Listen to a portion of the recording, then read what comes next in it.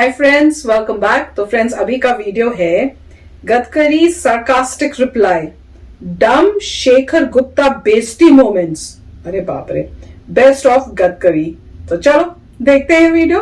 तो वीडियो शुरू करने से पहले अगर आप चैनल पर नए हो और आपने अभी तक सब्सक्राइब नहीं किया तो जल्दी से पहले सब्सक्राइब के बाद में बेल आइकन को क्लिक कर लो ताकि आपको हमारे सारे न्यू वीडियोस के नोटिफिकेशन मिल जाए जैसे हम अपलोड करें। अगर आपको वीडियो पसंद आता है प्लीज लाइक एंड शेयर। हमारा दूसरा चैनल, ट्विटर, इंस्टाग्राम अकाउंट सबके डिटेल्स है डिस्क्रिप्शन बॉक्स में, उनको भी सब्सक्राइब और फॉलो कर लेना। चलिए शुरू करते हैं। इथेनॉल पर चलने वाली पहली बस देश में चले, कोई उसको ले, ये लोग देखे।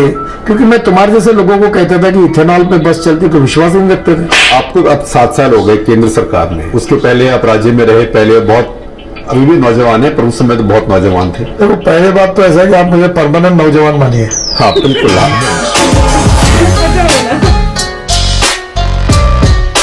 What do you do to de-risk yourself and your officers from scandals?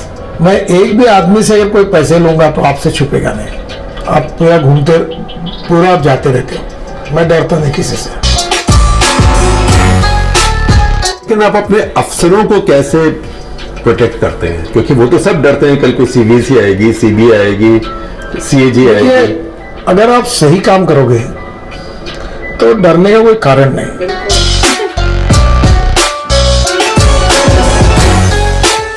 ये जो साफ कंपनी है, स्कानिया जो कंपनी है, उन्होंने कोई बस के बारे में कहा कि वो बस आपको उपहार के तौर पे दी गई। पहली बात तो ऐसा है कि स्कैनिया ने ये डिक्लेयर कर दिया है, इंडियन एक्सप्रेस बाकी पेपर को बताया कि हमने गडकरी जी को कोई बस भेंट दी नहीं है। और ये पूरी झूठ कहानी थी, और झूठ कहानी थी तो मैंने उनके ऊपर केस भी डाली है।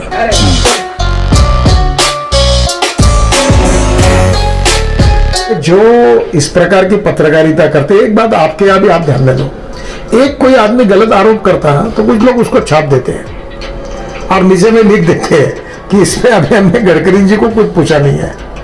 वायर करके कोई उसने पूरी स्टोरी लिख दी और नीचे में लिखा कि इनसे हमने बात नहीं की।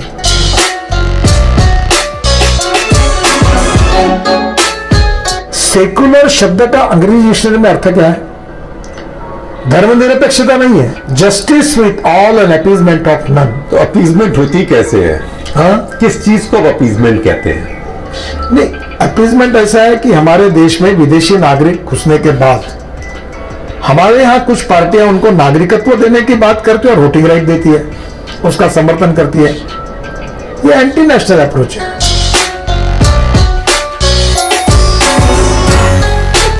Hinduism is a way of life, Hindutva is a political concept. नहीं, मैं आपको बताता हूँ, हिंदुत्व का अर्थ जो है ये देश का इतिहास, संस्कृति, विरासत से लेकर इस देश का इतिहास है। किसका इतिहास?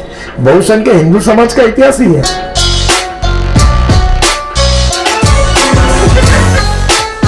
जो हमारे कॉन्स्टिट्यूशन में लिखा है कि जो हिंदू है, बौद्ध है, जैन है, क्रिश्चियन है, सिख है, वो अगर किसी देश से अगर आते तो वो निर्वासित है, उनको हमारे देश में सिटीजनशिप मांगने का अधिकार है और ये संविधान में लिखा हुआ है।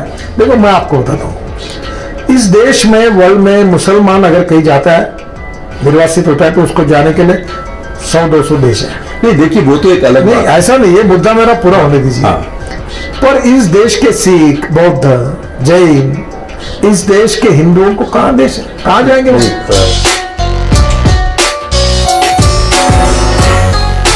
लेकिन अब आप सोचिए कि जो 71 में आया, 72 में आया, उसके तो पोते पोती पैदा हो गए, उसको आप बांग्लादेश भेजेंगे अभी, जो आपका एक ही देश दोस्त है पड़ोस में, तो ये सर, ये पहली बात तो ऐसा है कि इसके बाद नए लोग तो आना बंद होने चाहिए कि नहीं? हाँ वो ठीक है, वो तो बहुत बंद। फिर आने वाले लोगों के लिए क्या करना, कैसे मार्ग निकालना। बांग्लादेश हमारा मित्र राष्ट्र है, इसके बारे में चर्चा करके हम उचित निर्णय करें। तो फ्रेंड्स, अच्छा वीडियो था। मुझे लगता है एक ही इंटरव्यू के थोड़े थोड़े जो पार्ट्स थे उनको शेयर किया है, तो पूरा कॉन्टेक्स्ट तो पता नहीं चल रहा था, पर कॉन्टेक्स्ट जो था थोड़ा बहुत आइडिया हुआ। तो ये जो पूछ रहे थे क्वेश्चंस, इन्होंने काफी अलग अलग टॉपिक्स चुने हैं और उनके आंसर्स जो हैं ये दे रहे थे। और काफी मेरे ख्याल से बहुत ही शुद्ध हिंदी बोलते हैं। सच बताऊं तो कई वर्ड्स तो मुझे समझ भी नहीं आए थे क्या बोले, फिर आगे के सेंटेंस से थोड़ा हिंट मिल रहा था। तो बहुत ही फैंटास्टिक हिंदी है। और इससे मुझे अपने टीचर याद आ रहे हैं हिंदी के सर, वो कहते थे मूर्खो तुम्हारा क्या होगा सच्ची में। पर बहुत ही अच्छी हिंदी बोलते हैं। ऐसे ही हमें मिनिस्टर चाहिए जो बहुत अच्छी हिंदी बोले, जैसे आजकल की जनरेशन को भी हो कि हमने अपनी हिंदी जो है बेटर करनी है भाई, और इस टाइप की बोलनी है, शुद्ध हिंदी जैसे बोलते हैं। और जिस तरह से इन्होंने अलग अलग टॉपिक्स पे बताया, और खासकर वो जो बोल रहे थे कि मैं बस चलाएंगे हम और आप लोग जो है मान ही नहीं, तो उन्होंने खास पॉइंट किया इन्हें कि आप भी मना करे थे कि ये पॉसिबल ही नहीं है, जब मैं कहता था होगा, और वो कह रहे हैं कि मैं करके दिखा रहा हूं। और जो ये बता रहे थे करप्शन के बारे में, इनका क्वेश्चन बड़ा अजीब सा था। ये तो ऐसे शो कर रहे थे जैसे ये और इनके ऑफिस वाले करते हैं करप्शन और उसको आप कैसे छुपाओगे कि आप फंसो नहीं। तो मैंने कहा ये कैसा क्वेश्चन है, आपने ये पूछना चाहिए कि आप लोग करप्शन नहीं करते हो या कुछ उस टाइप से। ये तो ऐसे कर रहे थे जैसे आप करते हो पर आप छुपाते, आप कैसे छुपाते हो, उससे बचते कैसे हो, आप कैसे बचते हो, आपके जो नीचे काम करने वाले वो कैसे इससे बचते हैं। मैंने कहा ये क्या क्वेश्चन है। तो पर उन्होंने काफी अच्छी तरह से आंसर दिया कि भैया कि आप बता, मेरा तो सारा काम ओपन होता है, मतलब मैं कोई छुपा के करता ही नहीं, तो अगर मैं कभी लूंगा भी तो सबको ही पता चल जाएगा।